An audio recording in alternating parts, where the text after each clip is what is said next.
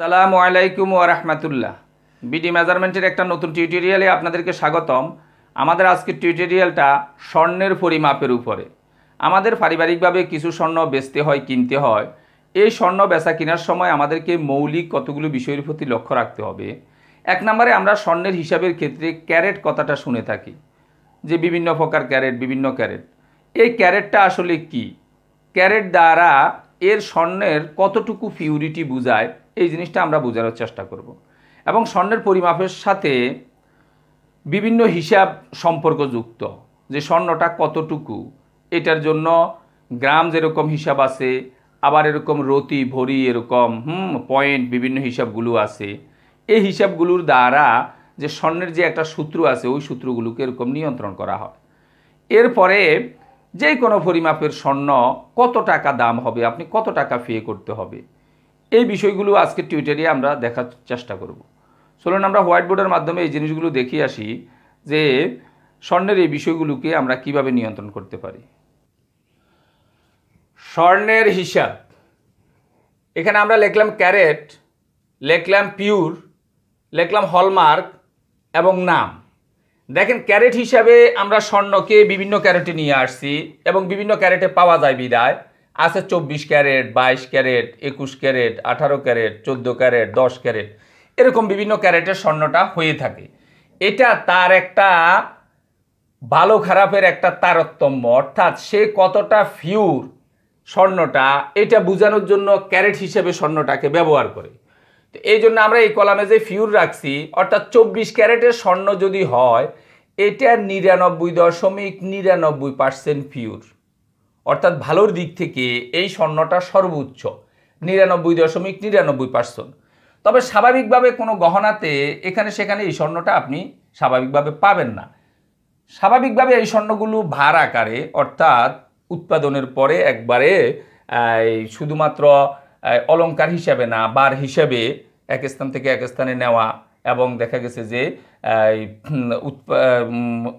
ওই অলংকার তৈরির আগে যে অবস্থায় থাকে, এইভাবে এই অবস্থায় এই স্বর্ণগুলো থাকে। সাধারণত অল্প কিছু জায়গায় অনেক সময় উপহার হিসাবে বা একবারে কোনো একটা আন্তর্জাতিক কোম্পানি অথবা বড় কোনো ধরনের এরকম দেখা গেছে যে উপহার হিসাবে এটাকে অনেক সময় সরবরাহ করা হয়।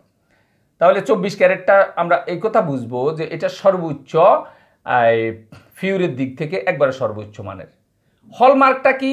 আপনি যে কোনো গহনা, যেই কোনো এরকম অলংকারটা কিনবেন, সেখানে দেখবেন খোদাই করা, ছোট গহনা হইলেও একবারে ছোট ছোট করেও খোদাই করা একটা সংখ্যা ওখানে লেখা থাকে।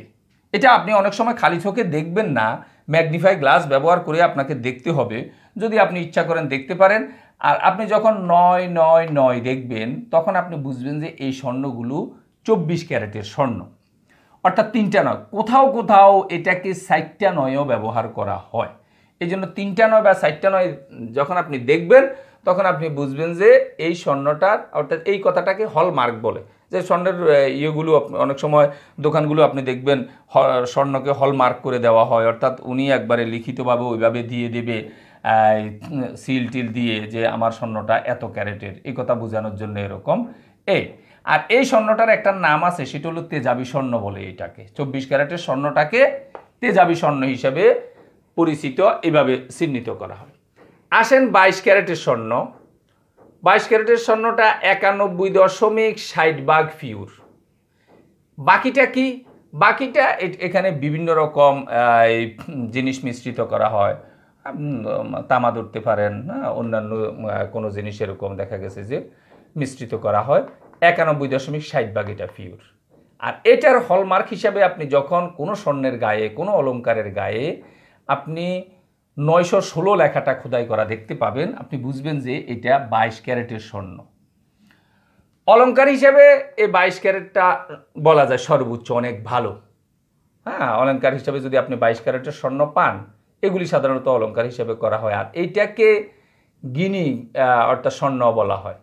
শুধু এটাকে না, 22, 21, 18 এগুলাকে গিনি স্বর্ণ বলা হয়।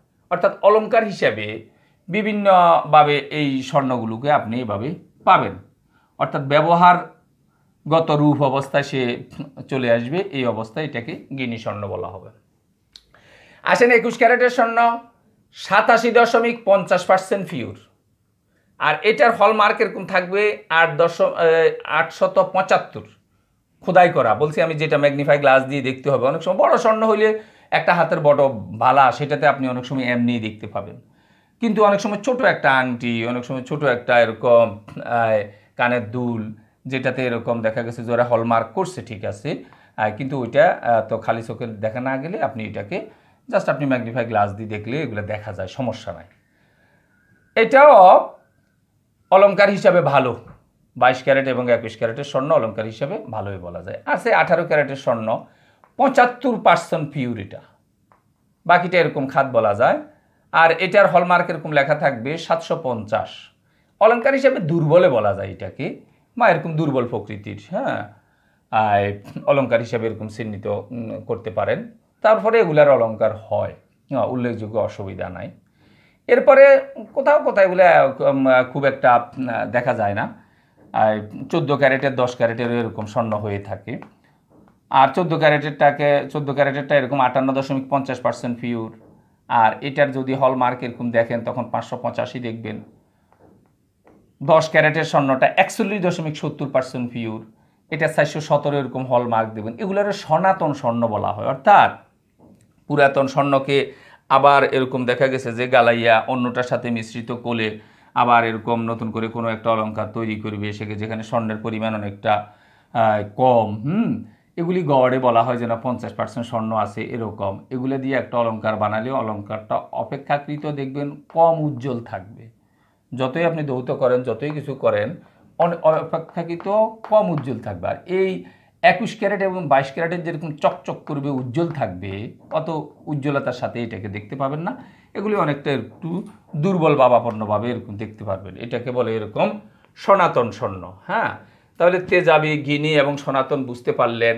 আর আপনি এই কথাগুলোকে একবারে একটু নোট করে মার্ক করে রাখতে পারেন, তাহলে স্বর্ণ কিনতে গেলে আপনি যখনই এই হলমার্কগুলো দেখবেন ওই অনুযায়ী আপনি বুঝে ফেলতে পারবেন আমার এটা কত ক্যারেটের স্বর্ণ এবং এটার পিউরিটি কতটুকু। এবার আমরা স্বর্ণের হিসাবটা করব, অর্থাৎ অলংকারে কত টাকা দাম আসবে এই হিসাবটা আমরা নিয়ে আসার চেষ্টা করব। তো স্বর্ণের হিসাবটা সাধারণত দুইভাবে হয়। একটা হইল গ্রাম ওজন হিসাবে স্বর্ণ পরিমাপ করা হয়, আর একটা হইল আনা, রতি, পয়েন্ট হিসাবে পরিমাপ করা হয়। গ্রাম হিসাবে বিষয়টা অত্যন্ত সহজ, যেটা আমরা আপনাদেরকে এখনই গ্রাম হিসাবে কত টাকা আসবে খুব সহজে বের করে দেখিয়ে দেব। আনা, রতি, ভরি আমাদের দেশগ্রামে বা লোকাল এলাকায় এখনও বিভিন্ন জায়গায় ব্যবহার এটার আছে। এটাতে একটু জটিলতা আছে, বেশ কয়েকটা সূত্র মুখস্থ করতে হবে এবং ওই সূত্র অনুযায়ী আমাদেরকে অলংকারের পরিমাপটা, ওই টাকার পরিমাণটা বের করতে হবে। এটা আমরা পরবর্তী টিউটোরিয়ালে ইনশাল্লাহ বিস্তারিত দেখিয়ে দেব আপনাদেরকে।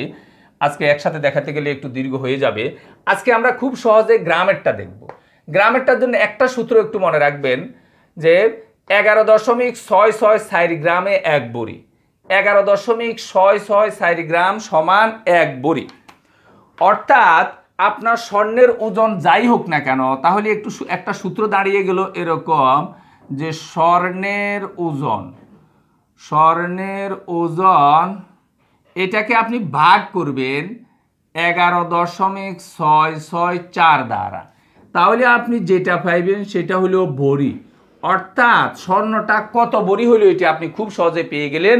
যত গ্রাম, ওই গ্রামটাকে আপনি 11.664 দ্বারা যখন ভাগ করবেন তাহলে আপনি বড়ি পেয়ে গেলেন। এখন বড়ি অনুযায়ী সাধারণত বড়ির দাম বলা থাকে যে 50,000, 60,000, 70,000, 80,000 যাই হোক না কেন, 1 বড়ি যত, এই বড়িকে তখন তত দ্বারা গুণ করলে আমাদের হয়ে যাবে। আমরা এটা আপনাকে একটু দেখাই। ধরুন যে আমরা একটা স্বর্ণের ওজন আমরা পেলাম 8.570 গ্রাম, স্বর্ণের ওজন পেলাম আমরা 8.570 গ্রাম। তাহলে এই 8.570 গ্রামকে আমাদেরকে ভাগ করতে হবে 11.664 দ্বারা। ভাগ করলে আমাদের যেটা হইতেছে সেটা আমরা পাইতেছি 73.47 বড়ি, 0.703, 73.47 বড়ি। অর্থাৎ এখানে 0.73.47 বড়ি স্বর্ণ আছে। স্বর্ণের মাপ নিখুঁতভাবে আসার জন্য আমরা দশমিকের পরে 4 ঘর নিছি। নাহলে বিভিন্ন সময় দশমিকের পরে আমরা স্বাভাবিকভাবে 2 ঘর এরকম নিয়ে থাকি, অসুবিধা নাই। আমরা এখানে দশমিকের পরে 4 ঘর নিলাম যাতে এই নিখুঁতভাবে আসে। এখন তাহলে আমার এই ওজন 8.570 ওজন 570 গ্রাম, 8.570 যে ওজন ছিল এই ওজনে বড়ি হিসাবে আমার হইল 0.7347, 0.7347 বড়ি হইল। ধরুন এক বড়ির দাম বর্তমান বাজারে বা যেই দিন গেছে ওই দিনের বাজারে এক বড়ির দাম হলো 60,000 টাকা। এক বড়ির দাম যদি 60,000 টাকা হয় তাহলে এই লোককে কত টাকা পে করতে হইতেছে? 44,082 টাকা। যখন আপনি 73.47কে 60,000 দ্বারা গুণ করবেন তখন আপনি পাইবেন 44,082 টাকা।